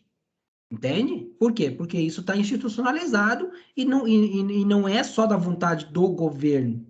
Depende de todo o Congresso, depende, né? Por exemplo, nós tivemos algumas medidas adotadas pelo governo que está posto aí no Brasil, que elas foram derrubadas pelo judiciário, porque eram inconstitucionais. Entende? Então, você já tem mecanismos. O nosso grande desafio, eu te colocaria, é o seguinte, é você colocar essa questão ambiental na macroeconomia aplicada, entendeu? Esse é o grande desafio nosso hoje, de colocar isso na aplicação de política. Porque se você colocar ele institucionalizado, para você voltar atrás é mais difícil. Veja outro caso, né? Agora lembrei também, a própria PEC do teto, né? O projeto de lei que colocou o teto de gastos no Brasil. Está se discutindo mudar. Mas veja, a mudança não é tão simples. Entendeu? Então, uma vez que você institucionaliza, você tem uma trava para essas que nós chamamos em macroeconomia, para essa discricionariedade. O político não pode mais ser tão discricionário nas medidas, isso em várias áreas, né? Você tem para você, por exemplo, a própria questão ambiental. Ele tenta, mas ele é travado e muitas vezes pela questão constitucional, pela questão que está a lei, né? A política, ela está institucionalizada oficialmente, né? No sentido do termo. Tem uma lei, tem um decreto, tem uma resolução, e aí ele precisa fazer uma mudança que é mais complicada, tá bom? Já são 10 para as 4, eu quero só reforçar uma questão que a Letícia colocou, né, Letícia? A Letícia colocou até na própria questão de política, de pergunta, né? Por que não discutimos na macroeconomia né, a perspectiva do debate ambiental? Eu coloquei dessa forma. Basicamente por isso, porque nós estamos presos a esses velhos paradigmas, principalmente os economistas mais convencionais, e aí os convencionais eu já qualifiquei para vocês, ortodoxo e heterodoxo. Se vocês perguntarem para qualquer ortodoxo, para qualquer heterodoxo, da questão ambiental, eles vão falar que não é com eles e que é uma disciplina que você tem que fazer à parte. Começa aí. Então, se a pessoa pensa assim, dificilmente ela vai incorporar esse debate na disciplina que ela leciona e muito menos na pesquisa que ela realiza. Então, você não vai ter essa mudança. Então, o primeiro passo para nós mudarmos essa realidade é nos libertarmos desses velhos paradigmas. E, além disso, não é só nos libertarmos. E aí eu quero resgatar, lembro que na aula passada eu sugeri aquela minha participação no webinar da EcoEco para vocês assistirem, da economia ecológica e a transição para a sustentabilidade. Naquele webinar, eu não sei se vocês assistiram, mas eu recomendo de novo. Por quê? Porque o texto que eu utilizei para fazer o webinar me chamou a atenção para algo que até o momento eu não tinha percebido, tá bom? Eu não tinha percebido, que é o seguinte: quando nós discutimos, e o Newton vai lembrar disso, Newton, quando nós discutimos economia ecológica, nós começamos a discutir economia ecológica apresentando a economia convencional, a economia ambiental, e só a partir disso nós discutimos economia ecológica. E a autora chama atenção para o seguinte: por que eu preciso apresentar as abordagens convencionais, tanto da economia convencional quanto da economia ambiental, para justificar a economia ecológica? Isso era necessário lá quando a economia ecológica começou a apresentar a sua crítica à economia ambiental e à economia convencional, lá no início, lá na década de 80. Mas hoje isso já não faz mais sentido, você fazer isso no ensino. Então, além de nos libertarmos dos velhos paradigmas, nós temos que fazer uma profunda reflexão sobre os conteúdos das disciplinas que nós vamos lecionar. Então, por exemplo, eu vou começar não só nas disciplinas. Claro que agora a macroeconomia ela ficou mais tranquila, porque macroeconomia não tem macroeconomia ambiental. Não tem. Então, não tem por que discutir isso. Ou seja, macroeconomia ambiental e macroeconomia ecológica. Entende? Como você tem economia ambiental e economia ecológica. Isso não tem na macroeconomia. Eu não vou mais começar, eu não vou fazer disciplinas que o conteúdo incorpore a economia convencional e a economia ambiental. Por quê? Porque eu não preciso justificar mais a economia ecológica. Eu posso discutir a economia ecológica direto. E eu vou fazer isso também nas minhas participações como palestrante. Eu também fazia isso. Eu começava falando de como é a economia convencional, de como é a economia ambiental, para depois falar do que é a economia ecológica. Não tem por que fazer isso. E é isso que eu estou tentando, até mesmo nas minhas falas agora com vocês, nessa aula, que eu tentei fazer. Eu não tentei ficar colocando a macro... Claro que isso é um processo que eu estou trabalhando ainda, né? Eu não preciso mais ficar apresentando a macroeconomia convencional para justificar a macroeconomia ecológica. Não, vamos discutir macroeconomia ecológica. A macroeconomia ambiental, a macroeconomia convencional, eu só vou resgatar ela como eu fiz agora no início dessa aula. Olha, para contextualizar para vocês, então, por que que nós temos um modelo ISLME? Por quê? Porque ele vem da macroeconomia keynesiana. Então, esse modelo é construído dentro de um modelo keynesiano. Mas veja que não é para você contrapor, é porque eles estão integrados. E é isso que eu vou começar a fazer. Foi aquilo que eu falei, Newton, na aula passada, de mudar a minha estratégia metodológica de ensino e também na participação em palestras, em outras atividades que eu tenho que falar sobre a economia ecológica. Então, veja, nós temos que dar um passo além ainda. Nos libertarmos dos velhos paradigmas e começar a pensar diferente. E aí, Newton, podemos usar, né, Letícia, Adonai e Mona Lisa, que são economistas, usar a contribuição do Schumpeter. Nós precisamos inovar no ensino, entende? Então, aquela questão, não tem material pronto, todos os manuais, eles são, né, eles não têm a dimensão... E daí, nós temos material já suficiente, tanto em economia ecológica quanto macroeconomia ecológica, para nós fazermos um curso. Por exemplo, esse curso que eu estou oferecendo para vocês, a bibliografia é praticamente 100% economia ecológica. Ou seja, não estou usando trabalhos de macroeconomia convencional e de outros economistas que tratam dessa abordagem que não tratam, melhor dizendo, da abordagem da questão ambiental na macroeconomia. Então, nós podemos fazer isso, nós temos já material para fazer isso. A questão é, precisamos dar o passo.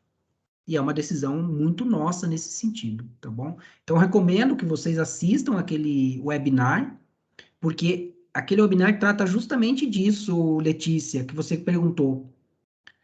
Por que não está? Né? E, na verdade, damos o passo adiante. Como deve ser? Não vou nem falar como deveria, como deve ser o ensino. E é o que eu comecei já a aplicar com vocês nessa disciplina.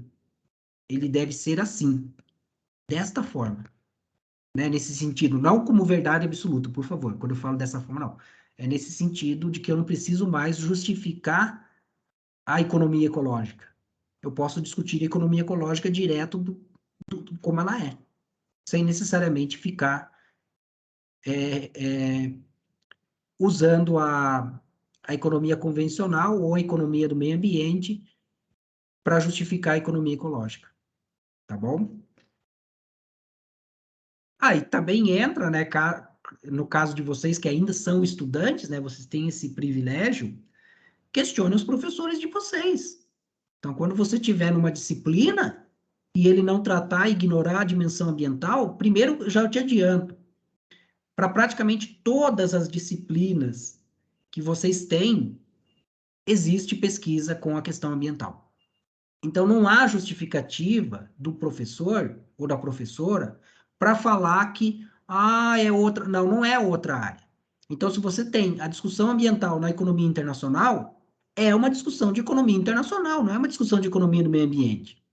Entende? Se você tem a discussão em desenvolvimento econômico da questão ambiental, não é uma questão de discutir na disciplina optativa. Deve ser discutida na disciplina de desenvolvimento econômico. E assim vai, né? A própria questão metodológica também. Então, por exemplo, em econometria. Por que que econometria não pode incorporar exemplos? Né? Porque econometria é uma disciplina instrumental. Por que que ela não pode incorporar exemplos com a questão ambiental? Qual que é o problema disso? Ah, não, é só a disciplina de economia do meio ambiente que pode. Não. Do mesmo modo que ele usa exemplos convencionais, como nós já sabemos, por que que ele não pode usar exemplos de economia com a dimensão ambiental? O que que impede? E é nesse sentido, você tem que provocar os professores. Só assim eles vão começar a se mexer de fato e começar, pelo menos, a tratar do tema na sala com vocês. A contragosto, bom, alguns não vão nem fazer, tá bom? Alguns não vão fazer. Eu estou sendo otimista demais. Mas aqueles que são mais, né, mais flexíveis no sentido do contrato com os estudantes, pelo menos isso eles vão fazer. E já é um passo para a mudança, né? Porque vai gerar debate, vai gerar discussões, e isso vai incentivar outros estudantes a fazerem as mesmas perguntas que vocês, ou até fazerem outras perguntas que nós não ainda fizemos. Sim, e cabe em Tá todas as áreas, né, professor? Todas as áreas. Então, Perfeito. e os professores realmente não comentam nada do tipo. Realmente, a gente questionar é um caminho, mas também criar uma briga muito grande, porque já imaginou o tanto de professores que nunca nem escutou falar nisso? É, isso mesmo. 4 horas, então, agradeço a presença de vocês, deixo a palavra final para vocês, caso tenha alguma dúvida, algum comentário, alguma crítica, e nos vemos na próxima aula para discutir uma continuidade desse modelo. Eu sei que para alguns pode parecer que vai ser a mesma coisa. Não, não é. Na verdade, é uma continuidade. Eu quero mostrar para vocês que essa iniciativa do Reis, ela teve desdobramentos, tá bom? Claro que não vamos poder aprofundar, como eu falei para vocês, mas é importante isso para vocês verem também que né, os desenvolvimentos e assim será a disciplina. Nós vamos evoluindo, tá bom? Nós vamos mais adiante nós vamos ter contato com modelos mais complexos, propostas, mas não fiquem preocupados e preocupadas com as questões matemáticas, não vou entrar nessas questões. Aqui a ideia é passar esse panorama para você da macroeconomia ecológica, das trajetórias, e aí, conforme você se identifique com alguma das trajetórias que estão em desenvolvimento, aí você vai se aprofundar na questão matemática, e não só isso, na própria questão de softwares. Tá bom? A própria macroeconomia ecológica, ela tá inclusive, amparada em uso de softwares que podem ajudar no desenvolvimento desses modelos e na aplicação. Tá bom? E aí você também vai ter que se direcionar para esse tipo de especialização. Tá bom? Né, de conhecimento de software, de modelagem, principalmente simulação. A macroeconomia ecológica ela tem uma corrente que está se desenvolvendo para modelos de simulação, dinâmicos. Modelos dinâmicos de simulação. Tá bom? Então, se não tem dúvida, não tem crítica, nos vemos na próxima aula, na semana que vem, tá bom? Então, fiquem bem, cuidado, e qualquer dúvida eu estou